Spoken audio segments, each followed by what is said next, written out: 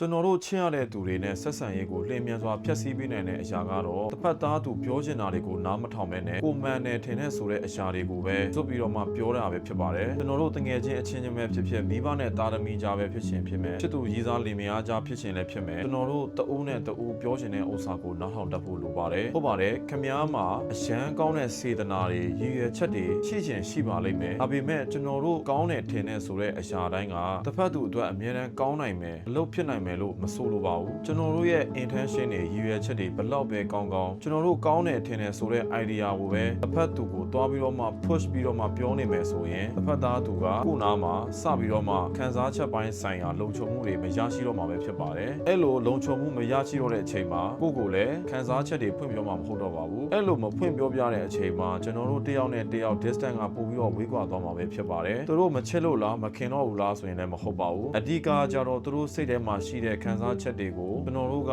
နားမလည်ပေးနိုင်လို့ပဲဖြစ်ပါတယ်အဲ့ဒါကြောင့်မို့လို့ကိုယ့်ရဲ့ရည်ရွယ်ချက်ကဘလောက်ပဲကောင်းကောင်းကိုယ့်ကိုယ်ဒါလေးပြန်မေးကြည့်ပါငါသူတို့တကယ်ပြောချင်နေတဲ့ဥစ္စာကိုနားထောင်နေရဲ့လားဒါမှမဟုတ်ငါကအမြဲတမ်းသူတို့ကိုလိုချင်တဲ့ပုံစံအတိုင်းပုံဖော်မိတယ်လို့ဖြစ်လာအောင်ထိန်းချုပ်မိနေသလားပေါ့နော်ကျွန်တော်တို့တူးနဲ့တူးကြားပို့ပြီးတော့မှ listening နားထောင်လာတဲ့အချိန်မှာကျွန်တော်တို့ရဲ့ဆက်ဆံရေးကပို့ပြီးတော့မှကောင်းလာတယ်လို့တစ်ဖက်သားကလည်းပို့ပြီးပျော်ရွှင်လာပြီးတော့မှကိုယ်တိုင်ကလည်းပို့ပြီးတော့မှပျော်ရွှင်လာတာကိုလည်းတတိထားမိမှာဖြစ်ပါတယ်ဟုတ်ကဲ့ကျွန်တော်နာမည်က100ပါအခုခုစဉ်းစားမိတယ်ဆိုရင် comment မှာတစ်ချက်မျှဝေပေးခဲ့လို့ရပါတယ်